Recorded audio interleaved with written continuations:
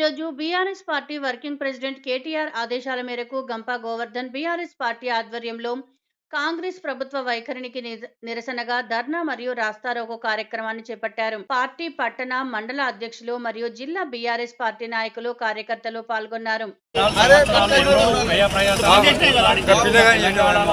తెలంగాణ భవిష్యత్తును దృష్టిలో ఉంచుకొని మన కేసీఆర్ తెలంగాణ సాగునీటి రంగానికి భవిష్యత్తులో ఎటువంటి ఇబ్బందులు రావద్దని కాళేశ్వరం అనే ప్రాజెక్టును ప్రతిష్టాత్మకంగా తీసుకొచ్చి దాన్ని ఈ 4-5 సంవత్సరాల్లో కంప్లీట్ చేసి ఈ తెలంగాణకు లక్షల ఎకరాల్లో సాగునీటిని అందిస్తున్న ఈ కాళేశ్వరం పైన కేంద్ర రాష్ట్ర ప్రభుత్వాలు మన దేశంలో ఉన్న రాష్ట్ర ప్రభుత్వాలు ఎంతో కితాబిచ్చాయి.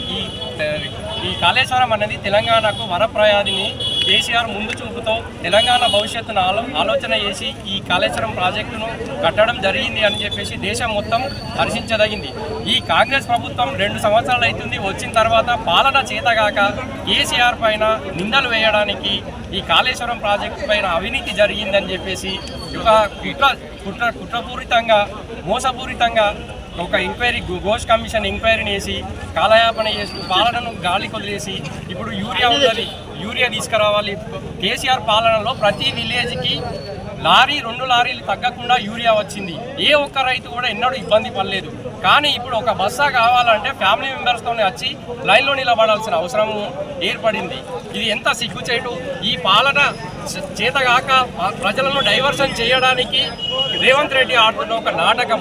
సిబిఐ ఎంక్వైరీలో ఏం తెలుస్తుందండి? 1,00,00,000 కోట్లు పెట్టి కాళేశ్వరం ప్రాజెక్టు కట్టినప్పుడు 1,00,00,000 కోట్ల అవినీతి ఎక్కడ జరిగింది వాళ్ళే చెప్పాలి. 1,00,00,000 కోట్లు కాళేశ్వరం ఖర్చు అయిందని వాళ్ళే చెప్తున్నారు. 1,00,00,000 కోట్లు అవినీతి జరిగిందని ఎక్కడ చెప్పారు? అది రేవంత్ రెడ్డి నిరూపించాలి.